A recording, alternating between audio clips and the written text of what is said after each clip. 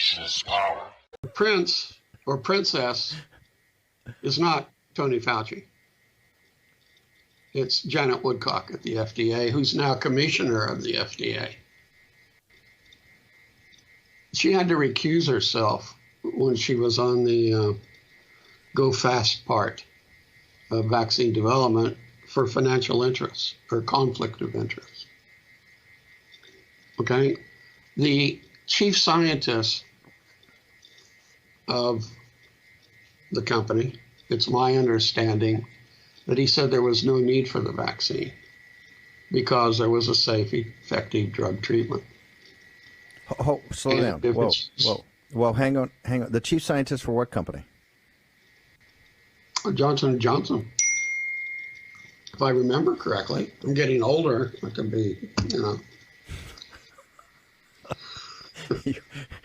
But it's my understanding, and this was weeks ago, he said there's no need for the vaccine. Of course, he's the ex-head scientist, and I think he was one of the vice presidents.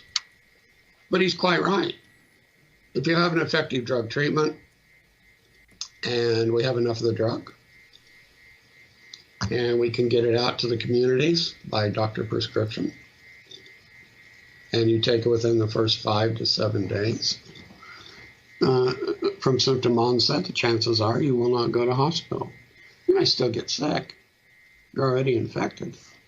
But you won't go into this more severe second phase of the disease that a small number of patients go into, a small percentage.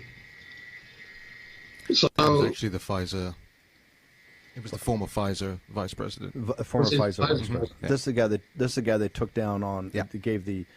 Is it Dearden? Michael Yaden. Yaden. They took his stuff down. We're gonna get him on the show. Yaden. Yeah, he's he's a legit guy, right, Dr. Hatfield? Yeah. By the way, Dr. Hatfield was at Fort Detrick. He's on the faculty over at George Washington. He's a renowned guy, author of the book. We'll get the cover of the book back up. I think it's 3 Seconds of Midnight. You read that, you won't go to sleep. Dr. Hatfield, and by the way, BARDA, people should understand BARDA is the DARPA equivalent, basically, for Health and Human Services, correct, yes. Dr. Hatfield? Yeah. That is the big-time think tank thing that can really drive a program forward. So we just got to go. Dr. Hatfield, just one other question then. The J&J, do you think that the J&J is, I mean, because they're downplaying, hey, it's only 6 people out of 7 million. How serious is the fact of just these blood clots in these women's right now? And do you think there's other issues out there with how this thing, the data and how it got the emergency FDA, the emergency use authorization?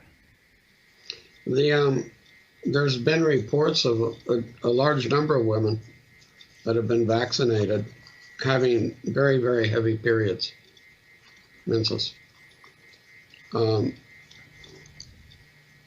The causation of this is still being investigated, I think.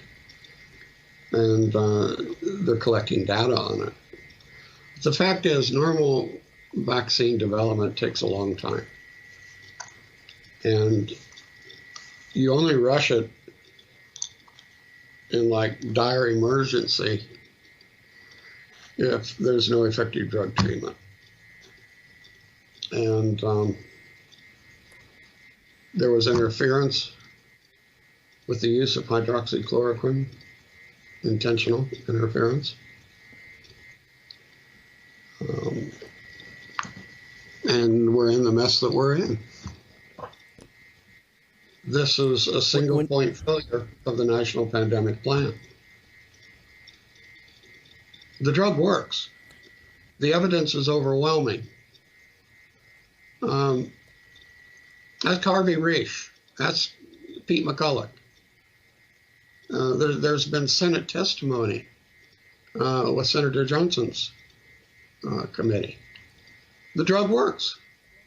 It was intentionally blocked. There are no side effects. We've hooked people up to ECG machines to measure the heartbeat, and there's no change in the baseline when they start hydroxychloroquine when they finish. It's only 5 days.